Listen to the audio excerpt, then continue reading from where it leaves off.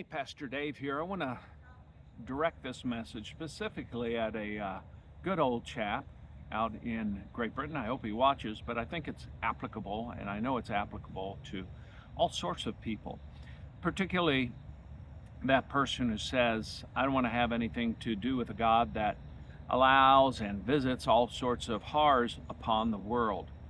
And there are three things I hope you will consider. The last of which is the most important of all.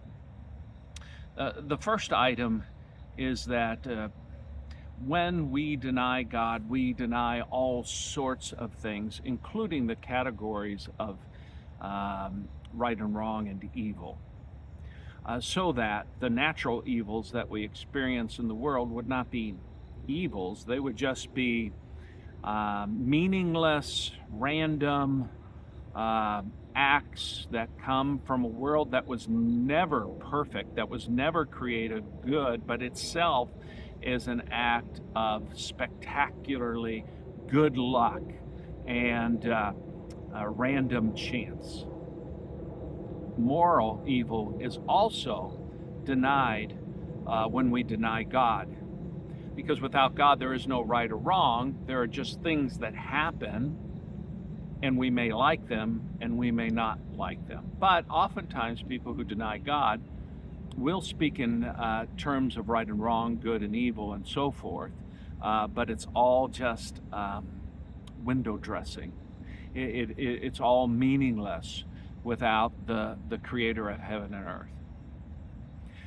The second thing I want to say is that the free will argument. God does give us a free will. Our will now is not totally free. It is in bondage because of sin.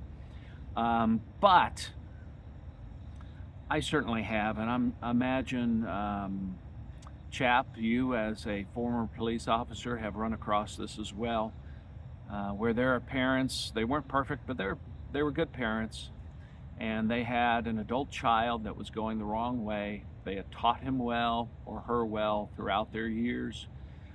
They had given him the guidance that he needs, giving him the help that he needs, but still he chooses to go a different direction. This is the world. God created it good. Mankind continues to choose a different route. And God gives us that freedom to do so. Granted, I truly believe this world would be a much worse place if God had not limited the evil that is in it. So,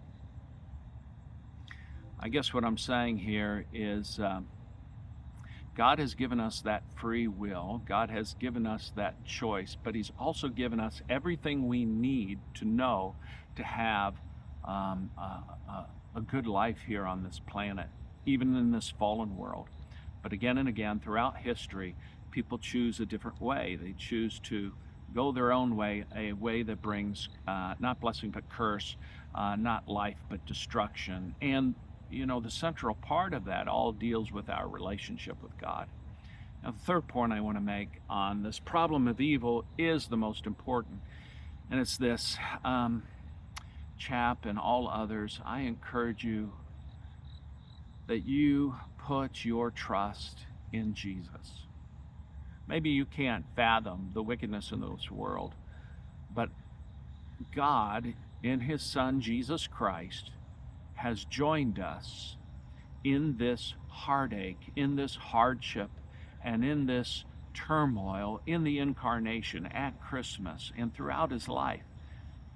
I may not understand everything that goes on in the world, but I do understand this. That God so loved the world that He gave His only begotten Son, that whoever believes in Him should not perish but have eternal life. God so loved the world that Jesus came, second person of the Trinity, to suffer and die for us, to live our heartaches. I can trust Jesus. And what He has done in the uppermost part of His work is that He has given us the gift of life and salvation, because we can never earn heaven. We can never be good enough for heaven because we're not good enough. We all always fall short of God's righteous demands. But He came to take our place. He came to take our punishment. He came to bring us salvation through faith in Him. So, I hope you will be on a journey one day to return back to God. Because I believe Lewis put it this way: to walk away from God is to walk into nothingness. Take care. Have a good day. Remember that Jesus does indeed love you.